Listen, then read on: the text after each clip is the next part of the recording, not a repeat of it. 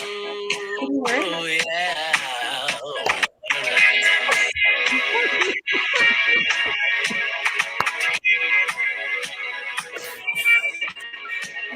The timing on that could not have been better. That was amazing.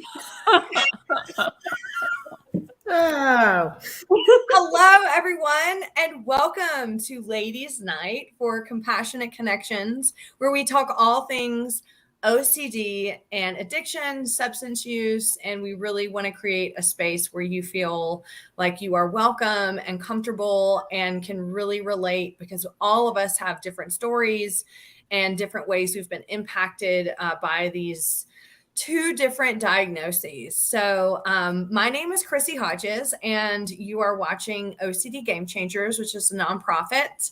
And what we do is we really help connect people, talk about the issues that the community is really passionate about and that we need more advocacy around. I'm the executive director and the founder. I'm also a certified peer support specialist here in the state of Colorado. I'm the author of Pure OCD, founder of OCD Peers over there. I'm in grad school, which is kicking my ass. Let's see what else. So was that all? Semester is ending this week. First semester. I survived, but statistics comes next semester, Lori. So I'm either going to get tutoring from you or I'm going to pay you to take it for me. So anyway, I'm going to have y'all. I'm totally kidding. If anyone's watching this, I would never do that. Or would I? Anyway, I'm going to have y'all go ahead and introduce yourself. For those of you that are watching, I've got to go check on the wings that are in the oven, and I will be right back. So go right ahead, ladies. All right. Okay. Go, Lori. You go next. Yeah. Hi, I'm Rory Johnson with In Focus Counseling here in the Denver area. We specialize in addiction and OCD and kind of all of that overlap with ERP. And I'm a game changer, so I'm happy to be here for Ladies' Night. Awesome. I guess I'll go. I'm Lauren Rosen. I am a licensed marriage and family therapist in the state of California, and I work primarily with people with OCD and anxiety disorders, as well as eating disorders, and sometimes co-occurring addiction. And I also have OCD and I'm in recovery myself. So I come at this from both vantage points. And as always, I'm glad to be here talking about this with you awesome ladies. Awesome. Here she comes. I'm Margaret Sisson. I'm executive director of Riley's Wish Foundation. And this is a special time to be with these wonderful ladies. And we're going to have a discussion that we don't know which direction we're going, but I think it's going to be a good, and please add in any comments so we can help if there's any questions. And Neil just joined us, Neil Hemmer, who is also part of the Compassionate Connections. And he said, whoopity whoop. Oh my gosh. There he is. Hi, Neil. You missed We love you. Hi, Neil. So the wings look good. So I just opened up the oven and kept them in there for them to crisp up a little bit. So I should be good. Let's talk about Ladies' Night. What does it mean just having the ladies out talking today about addiction and substance use? And how do we want to? And hi, Mike. Hi, Mike. Yay. How do we, what is the relation that we want to convey for people who may be struggling right now? I think, go Lori. Go ahead, Lauren. No, you go. Well, number one, I think there's a stigma around women and drinking, and there's kind of a different culture. So maybe we could talk about that a little bit. Lori, just go ahead and say it, the South. I'm kidding. Not really. No, you're right. I mean, that's our people. That's where we come from in that context. And I don't know, just like some cultural pieces of things about, like women and what they're supposed to do and what that means in addiction, and mothers with addiction, and just kind of these social norms, not norms, social constructs of what that's supposed to look like.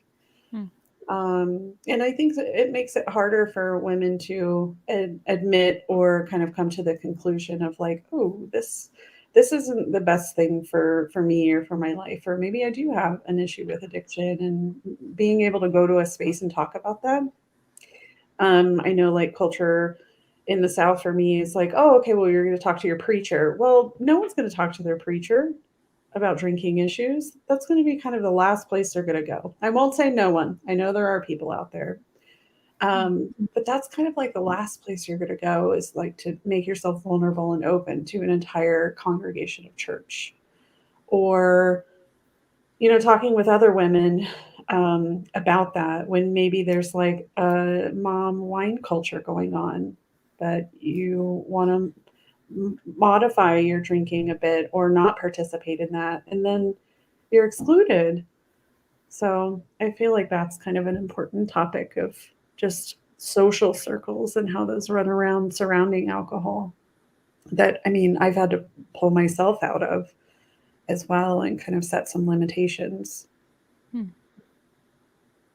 That's such a good point. I think sort of jumping off of that too is like the intersection between OCD and addiction and codependence, because I tend to see that coming up a lot with women because of the way that we're socialized. And so yeah, maybe talking about that specifically within that context, which I think, to your point, Rory, is so important. I would say from the cultural piece, just speaking about the environment that I grew up in, yes, it's the South, but I think it's less about that and more the family expectations. There was a, and there is a, I don't know, unspoken, just this unspoken understanding that you don't bring shame on the family. And whatever capacity that means, that's the pressure. A woman, you need to always stay in control. You need to always, be making sure everything is okay and good. And if you're drinking, or if that's something that you do leisurely, and that's just who you are, that can also be looked at as, well, she's not upholding her duties as someone, because she's out there drinking cocktails or having wine or whatever. I experienced that growing up for sure. Or not growing up, because I didn't start drinking until my 20s, but I experienced it later in adulthood for sure. I think there's the norm of the weekend or whatever is everybody, that's part of a social, not just the South, everywhere is to drink. And then there's that line where someone goes over it, then it becomes the stigma and look at her and da da da. But it's everybody's always for the weekend. Everybody gets together and they have cocktails, or they have cocktails and dinner, and everybody is doing that. And then when somebody crosses that line, then it's the shame and the look at her and she can't handle it. And, and which is so sad, because it's such a, you think about when you get together, you call somebody to have them over for dinner. And most times alcohol is included. And Lauren, you can certainly talk on that, because you've been in recovery for so long that you kind of have to learn a new norm of when you get together with people, because alcohol is a huge part of the social scene. And for women, so long as women keep themselves together and don't show that they have had too much, and there's that stigma. I Yeah. think more so than men. Men is like, oh, he's, they'll go out and have, they have as many beers and, hey, buddies.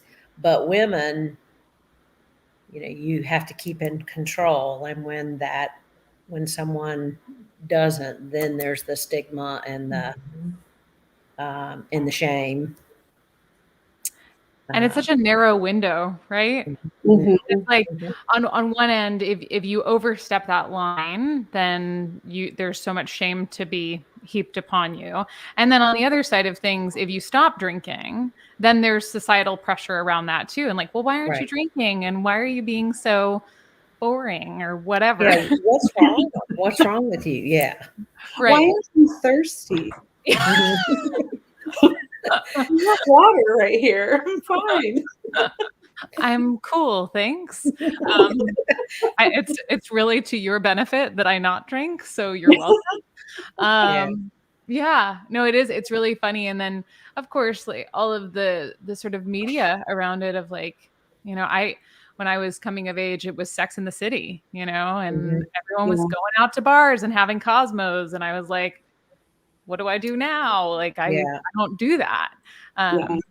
So, and there's so much identity around it, which I know we've talked about just on a broader scale, but being able to have fun and go out and enjoy yourself, that there's so much like alcohol is so lumped in with that within our culture, I think. So yeah.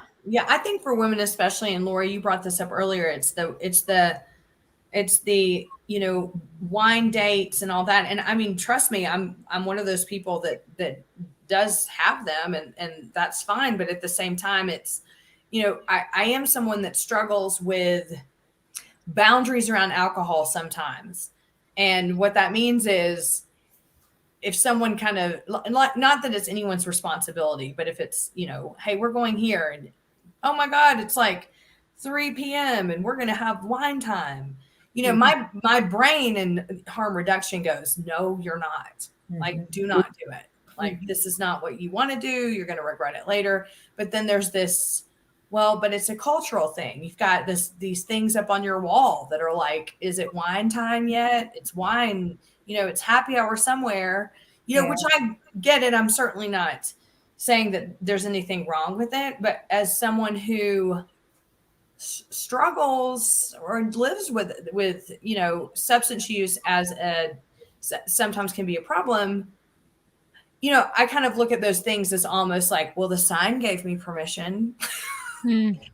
As stupid as that sounds, it's like, well, It's a pressure. Yeah. It's a pressure. It's a construct of like, well, the sign says so, or these people are doing it. Why can't I? And I think in that recovery journey, that's that big shift for like, I'm not allowed to do this versus I am choosing not to do this. I'm not allowed to drink. I can't drink, right? Because Lauren, like you said, like you, in your best interest, none of you want me to drink. Truth. And at some point that becomes like a very personal choice and like a values oriented thing. And I think that there's kind of a big shift for that. I've noticed that in myself too. Like holding a line is hard, especially with other codependent people. Like, well, I just really want you to have a good time. Well, I'm responsible for my good time, not you. Not this. I don't want to have a glass of wine if you don't want to have one. Well, yeah, I'm gonna let you sit your shame all by yourself. That's your shame. Like in taking kind of ownership and accountability, and like, I don't know where I'm going.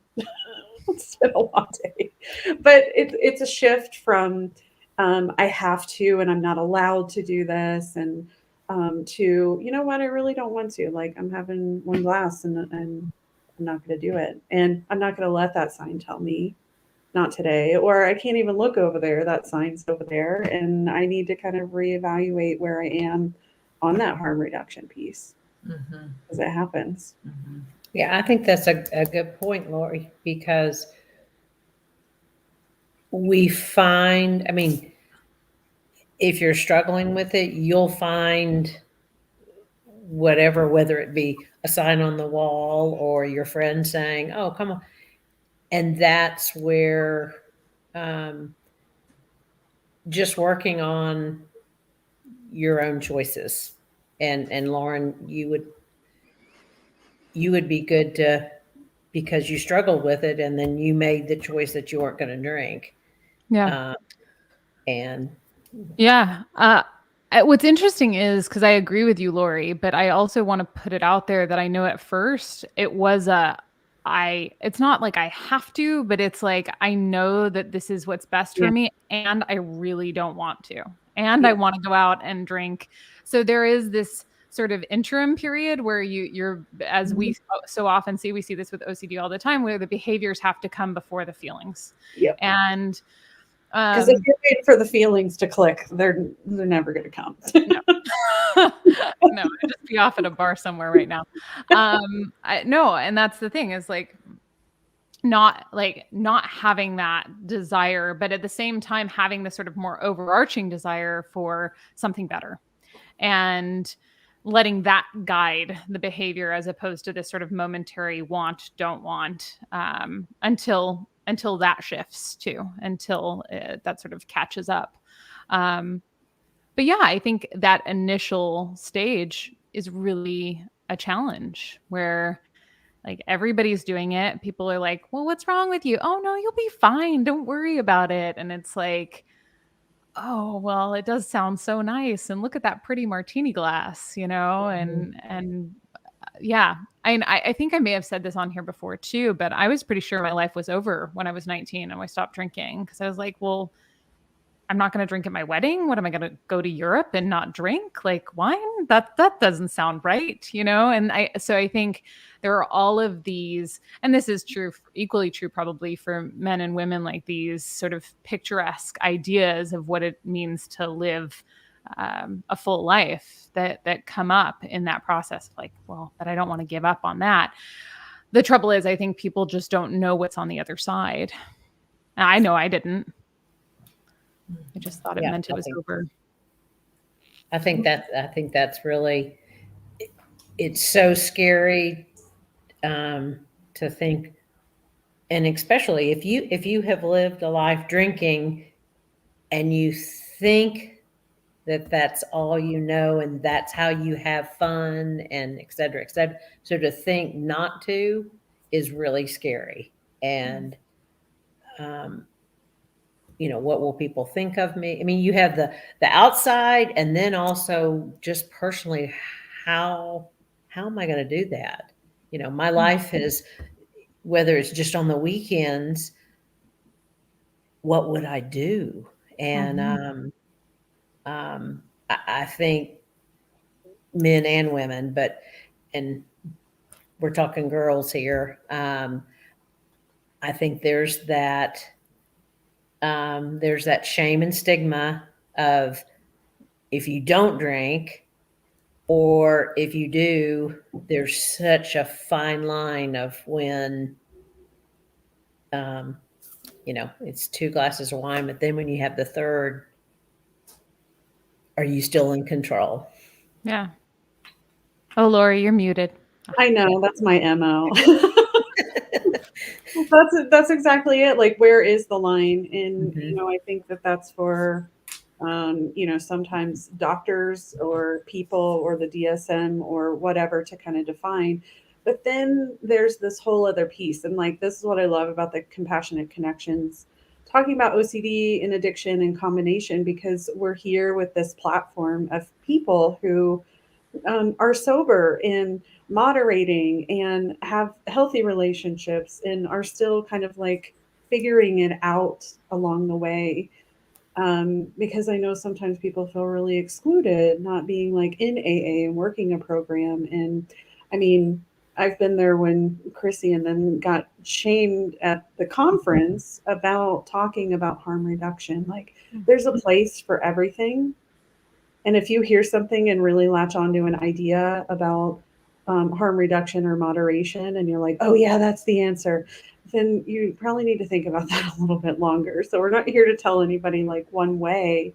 But it's important to have these collaborative conversations because I think that it can help other people get to a place of more sobriety for themselves or complete sobriety, whatever is needed, that people get to hear all these stances and decide. I think it's interesting too, Lauren, what you said earlier about looking at the other side. I mean, could we even correlate that anymore with OCD? And, you know, thinking about what your life is before you get treatment and the fear that you have after treatment. This is why I think there's so many similarities to OCD and addictive behaviors, or, you know, it's, you know, compulsions are almost the addiction, right? So it's the, I can't resist. I don't want to resist. I don't want to find out what's going to happen if I don't do the compulsions. And more often than not, I can't speak for everybody else, but, you know, for a lot of my clients and for myself, if I finally realize, and this is very parallel to my relationship with alcohol, is when I finally realize, wow, for the last 2 weeks, I've been completely saturated in an OCD theme and I didn't know it, which is very parallel. And, you know, Margaret especially knows this about me, of, wow, I've woken up hungover 4 times in 2 weeks. What does that mean? Like, I use it as a tool of something's going on, and the resistance, you know, is the same of, I don't want to give up the alcohol because it feels like it's the only thing. And I'm not talking about giving it up completely, but like just being aware and making adjustments. You know, I'm too scared to sometimes because it feels like it's the only way for me to get through. The same way, if I'm in an OCD theme and I know, why don't you just do some ERP? No way. It's so much more fun temporarily to do compulsions. It's so much easier to just go, I will do that on Thursday, not tomorrow, because I'm stressed or whatever else. So that's why I think it's so parallel. And especially when someone's faced with, you know, probably the same decision of, I can't fathom giving up alcohol for good. And a lot of people face that. They face it and then they go, well, then I'm not going to do it at all. Right. And the same way, I'm not going to go to therapy because I don't want to find out I don't have OCD, or I don't want to find out all this stuff. But then after therapy, you don't have a therapist breathing down your neck going, did you do your ERP today? Did you do compulsions? Because if you didn't, or if you did, you suck. Like it then, you know, really, that's when we talk about agency. Like, I now have the choice. And I think that that's where sometimes the message gets lost for a lot of people of, you don't just have to go. I do know that there are some people that do have to go. I cannot use anymore. But a lot of people in the middle, it does not have to be that choice of, I can never have a sip of alcohol again if I want to be well. And because lots of people learn through doing trauma therapy, or for God's sake, going through OCD therapy and realizing half your battle is OCD. So, you know, I just think it's a similar message, and something that we should create more nuance in. I never understood that until I really started doing peer support in the last few years with people. I was always like, well, if you don't do ERP, you suck and you're not going to get better. I didn't really say that to people, but you know, that's what you were thinking. Years, like, that's the thing. I was very like, why wouldn't you do this? Like, then you don't want to get better, I guess. It cannot be. It's not that way. There's so much more that goes into, are you ready for it? Do you understand what it encompasses? Do you understand all of this? And that's why I think that this topic is so important. Well, you know, even we're on the topic here of ladies' night. I don't have any kids, so hats off to all of you who raise children. It's not on my cards. Imagine being, you know, like the wine culture mom, and then you stop drinking, and then your kids are driving you insane. Like, there's all these little, every time something changes, you're like, oh, now the kids, I just want to like lock them in their rooms, not abusively. I want them to go in the basement and play video games for the rest of the week. Like, just do whatever. Get me out of this moment right now. I need a stress reliever. If that's how alcohol is helping you cope with your evening, then what? And that's super important that you can recognize. I mean, I think that's step number one. Whether it be your children driving you crazy, or a employee, or Mm-hmm. you know, your neighbor, or there can always be something to go, well, so I'm gonna have a drink. And I think that's where it really comes back to yourself, and that you can really examine and understand yourself. Do I use that for when I get stressed? Gosh, I mean, maybe just recognizing that, and then, gosh, maybe what else could I do? Mm-hmm. And I mean, yes, and I've raised children, and I've owned my own business, and there can be 150 things that would make me want to drink, to be honest. There's always reasons to drink and do drugs, right? We'll use that excuse till the end of time. Yeah. And so I think it really comes back, and in our society for women, to kind of understand us. How do I operate? How do I operate? How do I want life to go forward that I can feel peaceful and happy? And do I have to use, whether it be alcohol or drugs or whatever? And I think we talked about it in another, I kept wondering, I would have just one glass of wine every night. Like, well, one glass of wine. The doctor says red wine's good for you, that kind of thing. I don't think I have. And I started think about me, because then I'd say, like, somebody'd say, oh, we're going to go do something. I'm like, well, but then I'm in a routine. I like to come in, have my glass of wine, and fix dinner, And so for me, I started looking at me, not everything that was out there and what was happening in my life, but kind of looking at me and saying, and so now I've done this where Monday through Thursday, and it's not like, and so if somebody came over and I was cooking dinner during the week and we wanted to have a glass of wine, I'm not going to be, but I just started looking at me, and I think women as a mom, as mothers out there, it's, raising children, it is challenging. And as you know, I had Riley with OCD. It was challenging. It was hard. And it would have been very easy to drink and not, and not that I did, because I don't think, I don't have, I can say I'm not an alcoholic. Now I don't drink during the week, and on Friday night, it's a treat for me.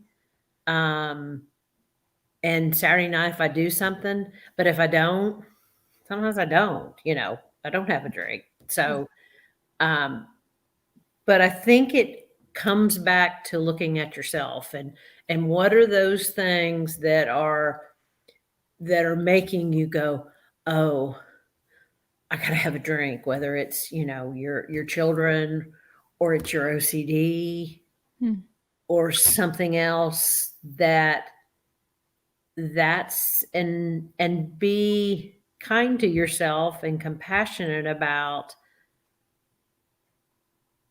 how could I help myself? What, there's a reason I'm doing this. And so, I think that's really important, especially for women, because we have a lot, we might run a household, we have a job, if we have children, there are a lot, we do a lot. And so I say, be compassionate to yourself. Here's Chrissy, you're doing how many companies and your grad school, and you're doing a lot. And we're all doing that. I mean, now I'm older, I've finally got, the company's gone there. But it's looking at yourself. And so how do you want to live your life long term? And whether it's, if you're, for your health, for your relationships, I think, and not to shame you, not to, just how do you want to live your life? And you have to kind of figure out yourself, and whether it's, I have to completely give up alcohol because I black out, I can't function, I'm not a good partner, I'm not a good mother, I'm not a good boss, whatever. If it affects your life to where you can't, and those are the things that are important to you, then you have to kind of look at yourself. I think, that's a really great point, Margaret. And sometimes I think it can be really hard, whether you are in, social groups where there is drinking and things like, female groups, family can kind of hold you into that space. Like, where do you go for help? And how do you instill that? Because you know what? I don't really like to ask for help. And I get it. I'm like that too. I'm pretty independent. I got it. Yeah. Well, and given all the expectations that we've been talking about, right? That's one of the things that I think is very specific to the female experience here, is that it's so isolating to be struggling with addiction, and we already know that it's a struggle to be open about experience with OCD. Right. Generally.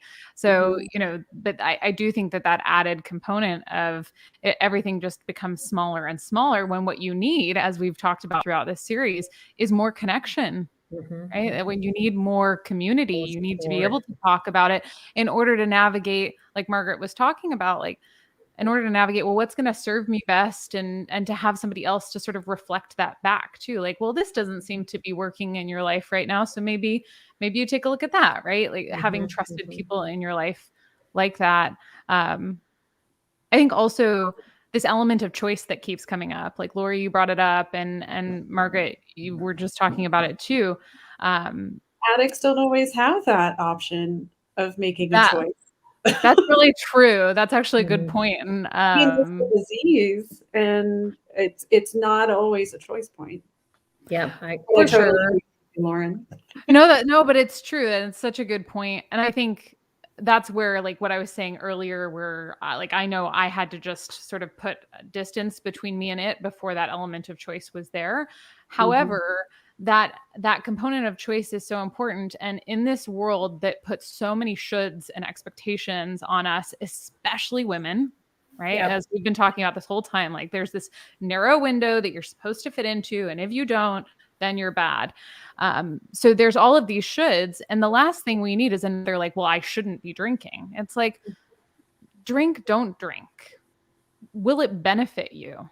Is that what you want for your life? These are more interesting questions than whether or not it's right to drink, or whether you should or shouldn't, if that makes sense. And reflecting on that as, well, what do I want with my life? And what does it take to get me there? It's the same thing with OCD. Do I want to perform compulsions? Part of me does, but I also, not the part of me that, recognizes where I'll be in 3 days if I keep looping on this, Right. So, okay, it's not that I shouldn't. Nobody needs to like shame anyone for that. It's that, do I really want that if I know the outcome? Right. And I think that's the important, where you surround yourself with support and people that understand and can help you, and not that they shame you. They, like you said, help you walk through, because someone that really loves you and cares about you wants the very best for you, and can, and sometimes when you yourself can't see what's going on, it's nice to, to have somebody that can help walk through that compassionately, and that can understand. Definitely. Yeah. I think it can be hard to be in like female tribes. I know how important they are. And sometimes it's just so difficult. Like there's like shame within the group or exclusion or closeness amongst a few. And some of that can be revolving around alcohol or drugs and kind of encouraging, like the mother hens of the group, kind of pushing everybody else to do things they don't want to. And maybe some codependency from like other folks. And then also like what does that do to a person who has OCD about their relationships? Do they like me? Do they not? And I do the right thing? Did I say that right? What did I do? And then I go home and I rehearse and rehearse after drinking or not drinking. And then I'm stuck in another loop that was really kind of supposed to be an encouraging night or whatever it was, social time and connection. I think that sometimes those pieces can backfire. So sometimes in those bigger settings for females is finding maybe an alliance of someone who can understand and maybe be your wing lady and help protect if there's something that you're trying to do or something that you're trying to pull away from. And maybe some exposures within OCD about not rehearsing the night and what you said, and how the relationship's going. I just saved a spider instead of smushing it. Yay. Well, if it comes back in, it's dead. I warned you. Got one warning. Like, there it is. It was like this big. Wow. What about when drinking is a compulsion? Not even to get drunk, but to prove that you're not an alcoholic. I have a handful of folks over the years that I've worked with that's really prevalent, where it's like smushed together, both diagnoses of like, I am actually drinking and measuring drinking to prove that I'm not an alcoholic. Or to avoid drinking because you're worried that you're an alcoholic, and So then you your don't even exposures become drinking. Or going back, just to add a third one in here for fun, going back and forth about whether or not you're really an alcoholic in sort of mental compulsions. Like, well, am I? But what if I'm not? And it's like, and I'm going to go online and check. I should probably check. Like there's some parameter. We love our boxes, people with OCD and anxiety, man. Just give me a good box where I can like say like, okay, that's the right amount, but alas. There was a long time for me that I feel like, and whether it was true or not, it didn't matter, because once OCD latches onto something, that the reality isn't the truth. But it was this every day waking up, monitoring my body and my face, am I hungover? How much did I drink last night? All this. And just like the groinal syndrome, you can manifest hungover symptoms, right? So it very much became this, and then of course the next step would be, if I am, that means this. Right. And it would start the night before. It would be like, okay, how much have I had to drink? Do I feel like I'm drunk? Am I? Should I go to bed right? How much water should I drink? And so it became like this compulsive mess of almost manifested hangover symptoms, when sometimes I wasn't even hungover. I mean, most of the time I wasn't even hungover, but I was just worried that I was. That's a great point. If like, even, a drink or something that you thought was a drink, right? If somebody says, oh, that was a pot brownie, you're going to start feeling weird because of the way that our brain works. And having one beer or a sip of a beer, and then people obsessing about how drunk was I? What did I do? Did I run someone over last night? Did I say inappropriate things? And you literally had a sip of beer. But that doesn't, connect with that logical part. It's just the fear and the uncertainty of loss of control. When I started doing harm reduction, so I struggled pretty bad during COVID with, now that I know the other things that were going on in my life too, that I didn't realize I was trying to escape from. But anyway, during COVID, I started drinking wine with lunch. And this is something I had never done before. And had kind of always told myself, you're okay as long as you don't drink during the day. And all of a sudden that went to shit, right? Because then I was like, oh, I can have a glass of wine. Well, I had one yesterday. It's fine. And I was fine. And I exercised still, or I still, did whatever else. Well, so when I realized this is not what I want to do, like it made me miserable. I hated it, but I would do it anyway. It was bizarre. Mm-hmm. I started to do harm reduction. So instead of having wine, I would have a glass or a cup of tea or like some lemon water or something. And the most bizarre thing was every day around the same time, I would go, I can't believe that you had alcohol today. And I would be like, I didn't. I haven't had alcohol. Wait, what? Yeah. I would like feel shame and not even have done anything to feel shame for. Mm-hmm. And some of these things don't even they're not subtypes of OCD. So then I think like, oh my gosh, it's not on the list. I didn't make it. I must be totally insane. I have schizophrenia. Like I didn't make it. I didn't make the OCD list. And we don't really, there's not a lot of even the special interest group with the IOCDF, like there's not a lot of information out there for people to get support. And we all know that everybody's doing reassurance, but sometimes it's just nice to be like, oh yeah, that's what I'm going through right now. And it's OCD. I had no idea. Mm-hmm. Totally. I think it's so helpful, but to your point, there just isn't a category for everything because there would be too many everything. Or just a body of research around the numbers. And I'd be really interested to know the numbers since COVID of that relationship with alcohol and drug use. The rise in alcohol use since COVID. I wish we had more talks where we could help people feel normal, because people are just really swimming in shame. And I mean, sorry, but I'm not going to even think for a second that people were wrong or that they made bad decisions. Everyone was infected with universal uncertainty. Right. I mean, and yeah, I remember at the beginning of COVID, it was COVID. It was like, there was some normalization of well, we're on lockdown.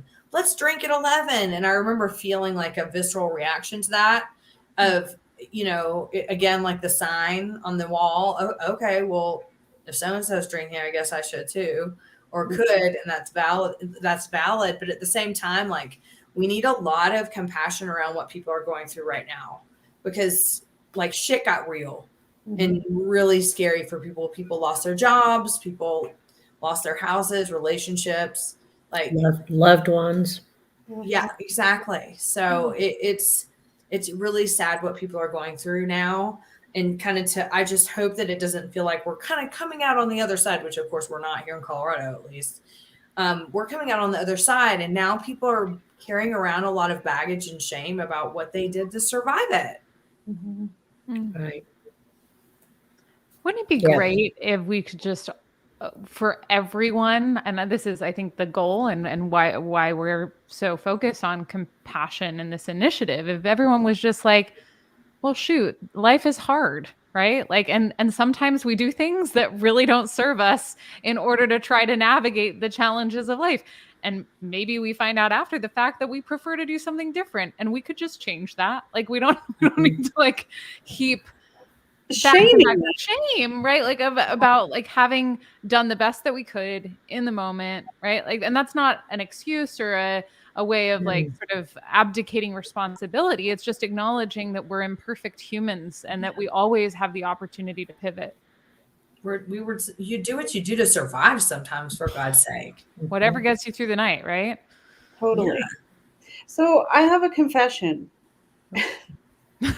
It's around coffee. And one year I was in this job that I hated. It was so bad. The organization was way more sick than the people we were treating. It was awful.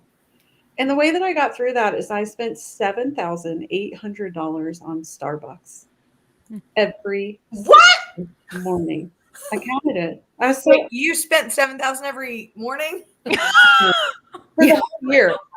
Reword that, please, for everyone. I don't think I could even drink that much Starbucks. Yeah, I was going to say. You bought a lot of Starbucks stocks. So for a year, you spent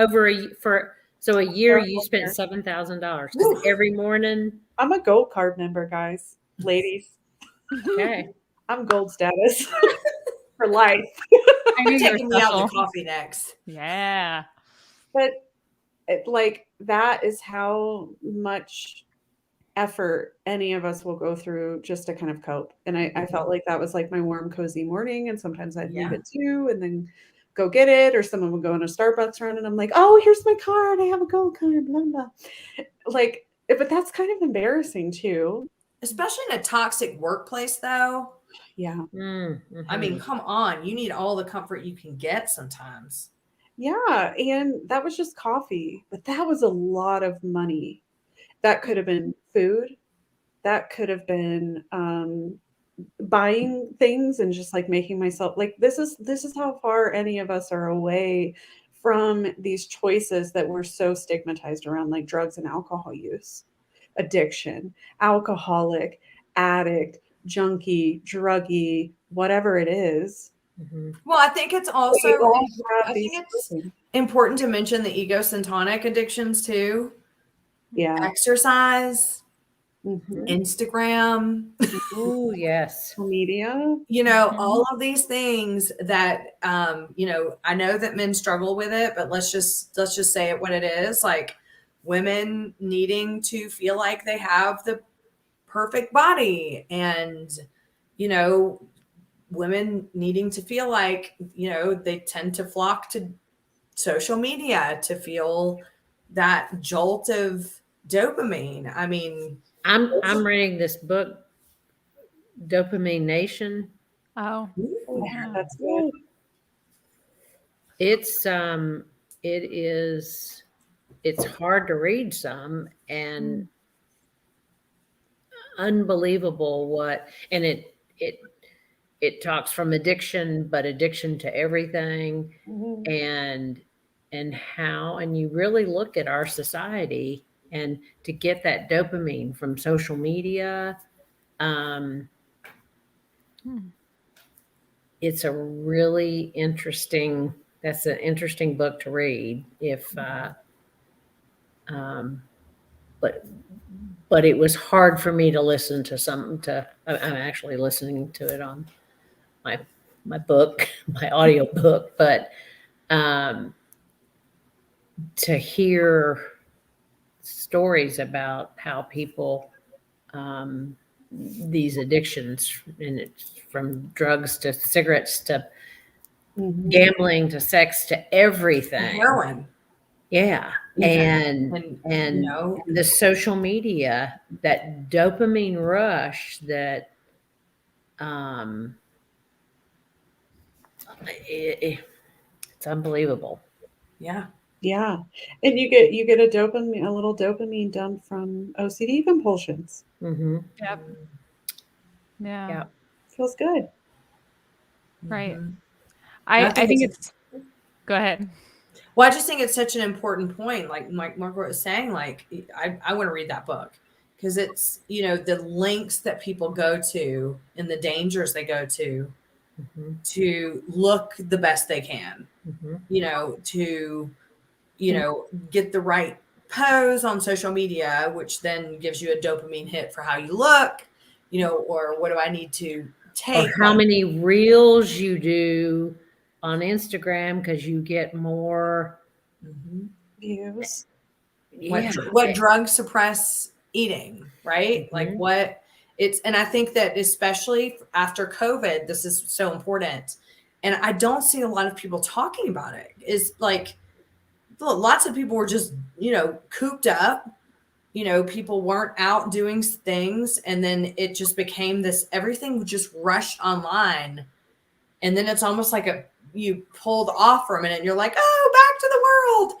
Well, lots of people don't want to go out into the world. You've gained 25 pounds. You have social anxiety because you haven't gone out and socialized with people after a year. And so what's the easiest thing to turn to? Drugs, alcohol, building, social media platform, exercising to the point where you're sick, not eating, taking drugs to suppress eating, things like that. I think this is, and for women especially, I know men are impacted by it too. So I don't want to negate that, but I mean, women, we just get it in the ass. That was a bad. So true though. That way. It's so true. We agree with you. Agree. Yeah. Well, especially the image stuff. I mean, and I think that you're right. It is male too, but it's also the level of identity that goes into image for women is not quite the same as it is for men. No. I Right? 100% agree. Yes. And so the level of, I need to be thin, I need to be athletic, I need to whatever so that I'm good it comes up in my clinical experience more with women than with men.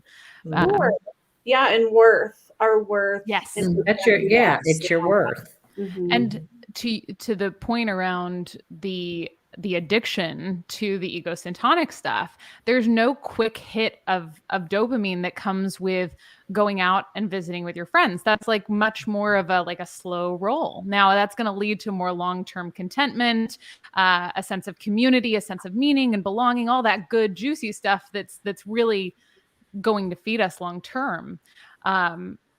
But we tend to turn toward these things, whether that's social media, whether that's drugs and alcohol, whether that's, I'm going to go to the gym again, or I'm going to restrict this food, or I'm going to eat this food, right? Whatever the thing is, it's like, can I just get that quick fix instead of, and which is interesting because, obviously we've talked about a lot throughout tonight, like the idea of making a choice that's consistent with what's going to serve us best in the long run, which involves acknowledging, oh, okay, I'm going to have to maybe give up this thing in the short term that's going to give me that quick fix. But that's what's so scary, I think, about social media. And that's where, I remember growing up, even in like college and stuff, and just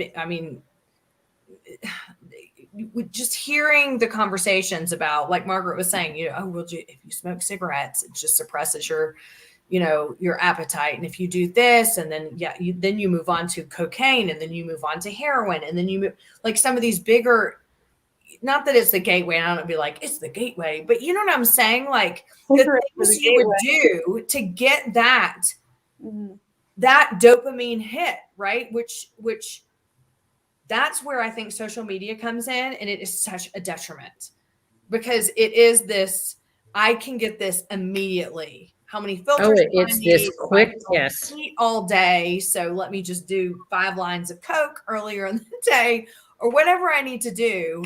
So I look skinnier, I look prettier, and I'm going to get 1,000 more hits. I'm so scared for all of us in the coming generations and how this is going to be. I think that we do have a unique place where we have like one foot in having no internet, and then the other foot in like, whoa, what has happened in the last 20 years, And like, I can't imagine growing up. I mean, Lauren, you might be young enough to have grown up with all internet, right? No, no. I think Facebook came out when I was in my, I don't know, freshman year of college or something. Oh, okay. So you have So I had like a Nokia. No, that's okay.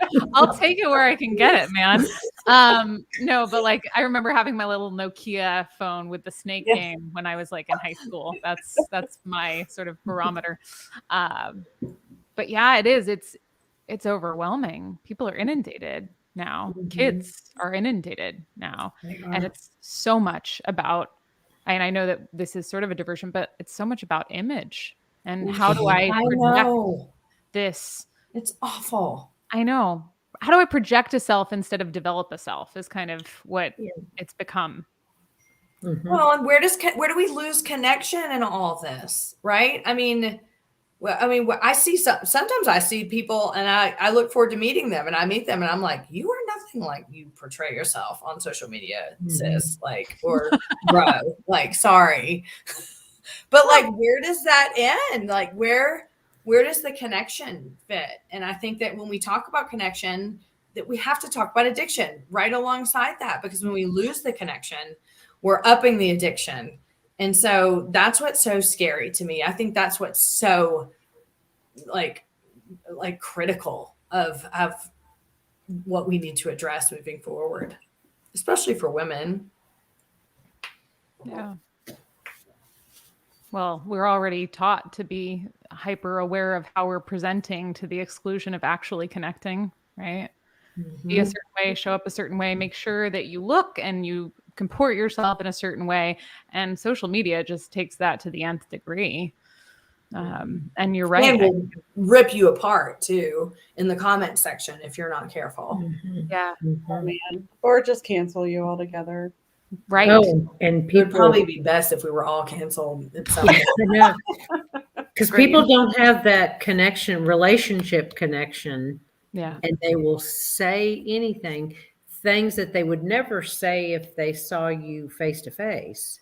But they will say anything hurtful and hateful and critical. To me, it's a scary deal to how social media dominates our society now. Well, and the more that you're on it, the more it rewards you. Yeah, it's that dopamine quick fix. Mhm. I mean, I'll be the first, and not just you, adult. I mean, I'm pretty glued to this phone, and I found myself waking up in the morning and then looking at my phone, Mhm. and did I miss something, or and I grew up in a generation when we didn't have phones, cell phones for my mom would drop me at the farm and I'd ride horses all day, and you went in and got on the landline On the and line. yeah, The party line. I remember. I mean, I had a friend that had a party line. Legit. oh yeah, we had a children's line that was upstairs, and the only one that could hear it was our dog. So if it rang, the dog went crazy, and you're like, "Oh, it's the phone!" So you run through the house, up the stairs to the back bedroom, and everybody knew you'd let it ring for a long time before anybody would answer it.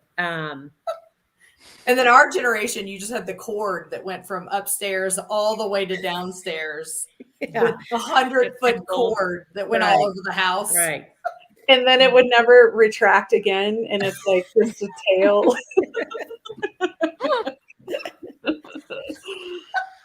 After you rotary dialed.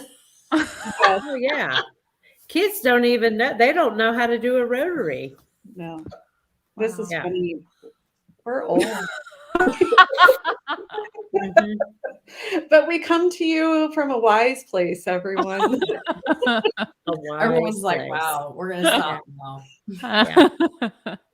Well, we're getting a little bit at time anyway. So, but I'm so glad we touched on that point. I think it's so important because I think that when we talk about addiction, sometimes it gets to this, oh, these behaviors are bad and this is bad. And then we don't look at the behaviors that are really hurting people, and you don't know they're hurt. They don't even know they're hurting people. Right. Or themselves. Shopping is another one. I mean, but when the world is rewarding you, and that's it. The world rewards you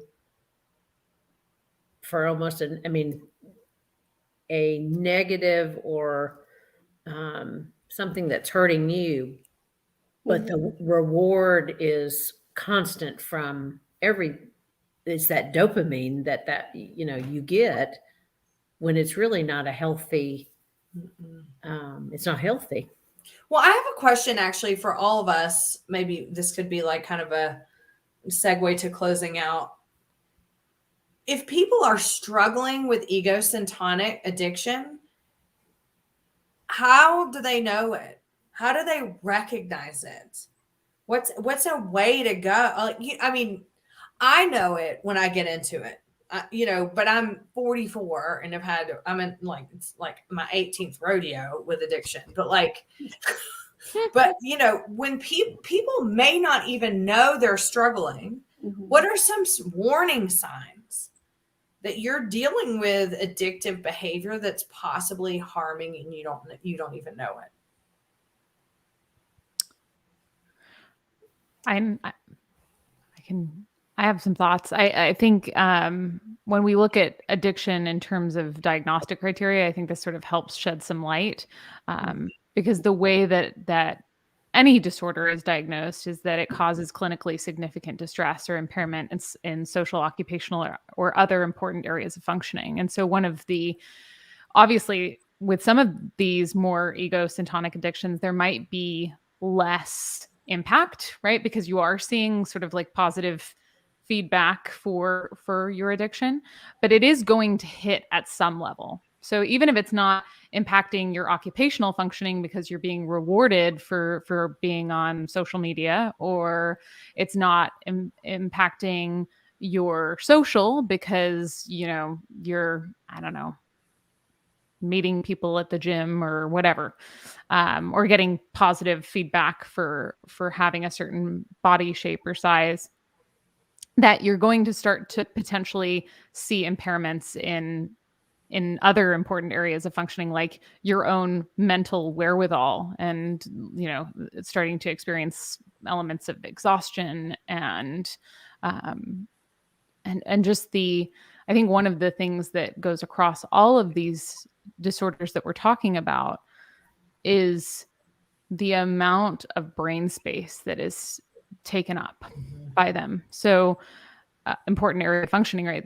The element of what's happening in your mind all day, right? It starts to overtake you. It might actually detract from your ability to make actual connections, like what we've been talking about. So I think, and so in that way, it will impact social. So it may not impact all of those areas, but the likelihood is if you're struggling in one of those areas and something is a fixation point of yours, that might be a reason to consider taking a step back and reassessing.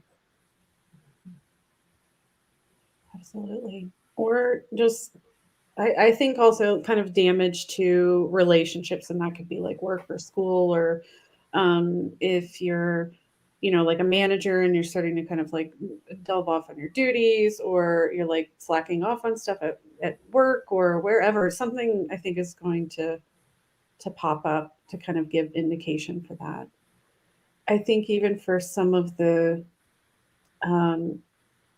people who are really, really involved and kind of enveloped in these thought processes and in this obsessional thinking that's like the egocentric components of that, there's still glimpses of like, what are other people doing? I've been doing this for such and such amount of time.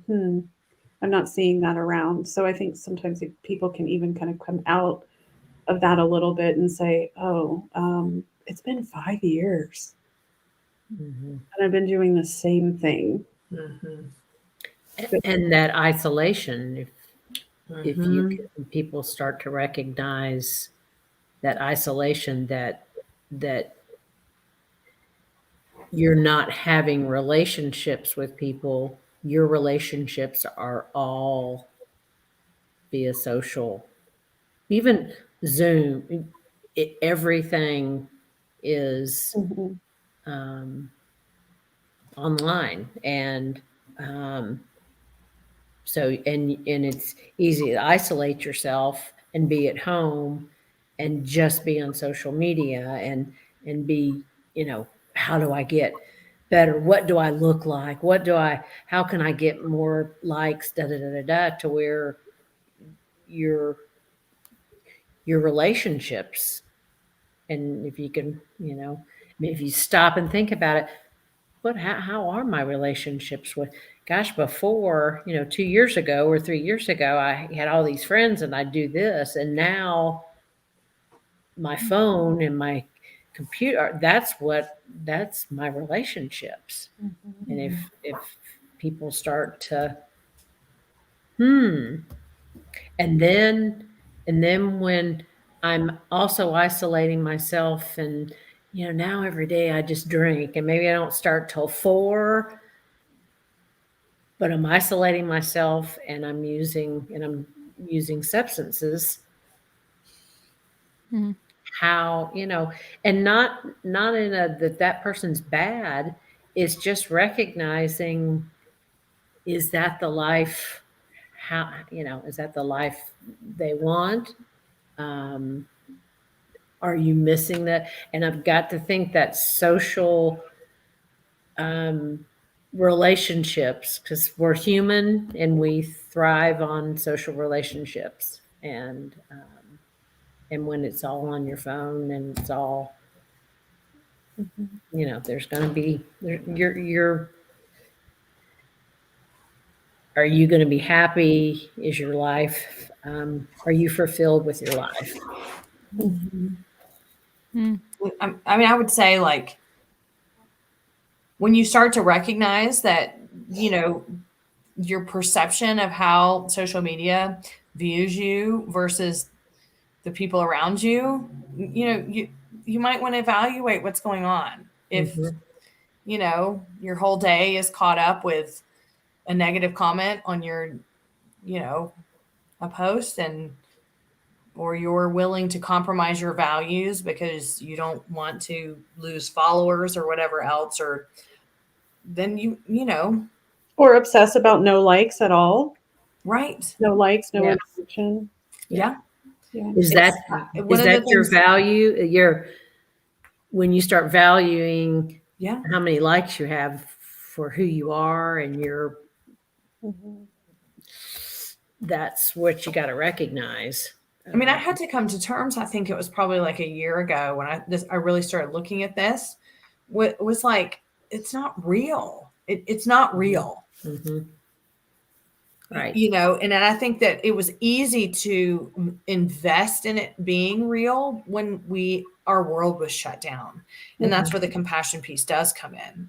People were lonely and desperate, and, you turn for connection, and then, I mean, isn't that just like the slip and slide down into addictive behavior sometimes? So that's where the compassion piece is for sure. But like, now we're left with, well, what do we do now?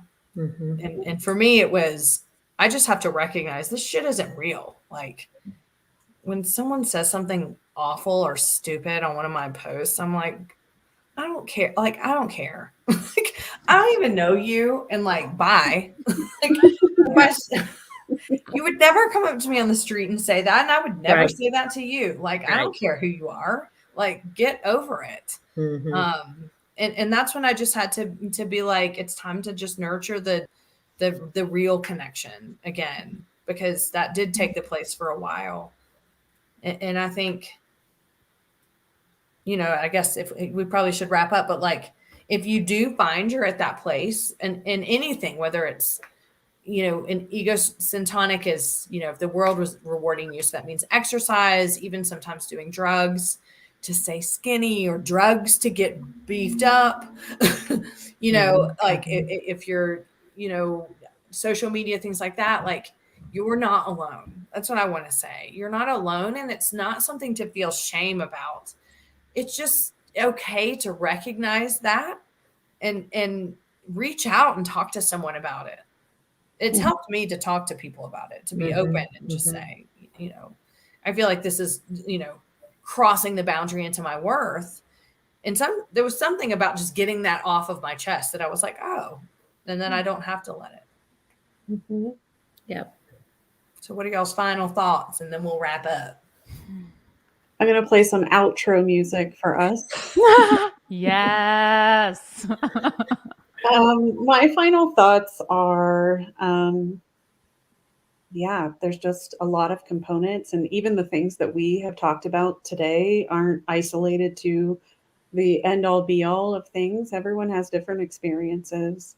There may be some things that people disagree with what we've said, but we speak from our own experience to shed light on that. So keep your head up, and you are worthy regardless of what's going on for you. What a lovely message. Yeah. Yeah. I think there's a hollowness that comes with chasing whatever it is, right? Whether it's an addiction to drugs or to a certain appearance, or to, I guess, to some degree, this is appearance as well, like social media. There's a sort of emptiness that there's never, like, you're never going to get it, right? It's like the same with obsessions and compulsions. Like, I'm going to keep chasing. That's good. And so trying to drop into what matters, right? And I think we talk about it in the title of this series, the connection is so central to our lives as humans, that if we can sort of drop out of that quick dopamine fix and be willing to feel some discomfort in the short term, we get to cultivate things that are actually going to satiate us. And I don't know if that just has to do with a number of the different things that we're talking about tonight. Obviously that's equally true for men and women probably. But yeah, I think all of that to say, like, the element of shame that keeps sort of coming up throughout our discussions more generally, is based in this disconnection. And so if you have had these experiences, like Chrissy was saying, like Lori was saying, like, there's nothing to be ashamed of. We've all been there. And there's still the opportunity to connect and to have somebody see your experience and to really be seen, and to feel a sense of I don't know, like, instead of that hollowness, like an authentic, genuine satisfaction in life. So, I don't know. I think that's all I have. Yeah, and I'm gonna, Lauren, that you all said it very, very well, in that if you're listening to tonight, and we hope that you'll, whatever all of us have said, you can say, oh gosh, yeah, I'm kind of struggling with that. And we want you to know you're not alone. If you find yourself struggling and you're not happy with what's happening with your life, then it's okay to try to figure out some changes, and we're here to help you and know that you're not alone, and how can we support you, and what does that look going forward. And it's okay to be scared to make Yes. changes. Yeah. Because change is scary. Change is, we get so used to what we do, and it works for us. Sometimes it works forever. Sometimes it doesn't work forever. And sometimes it's time to go, let me do something different. And that can be really hard. So all four of us have gone through changes in our lives, and sometimes you just take it 1 hour at a time, 1 day at a time, whatever you need to do. I know that's cliche, but life is hard. Yeah. And having your connections, relationships, is going to be not your social media and what people think when you post something, but it's those real relationships are going to be what's going to help you. And that's what we're here for. And so thank you for joining us for another Compassionate Connections. Listen to Rory. Oh my God.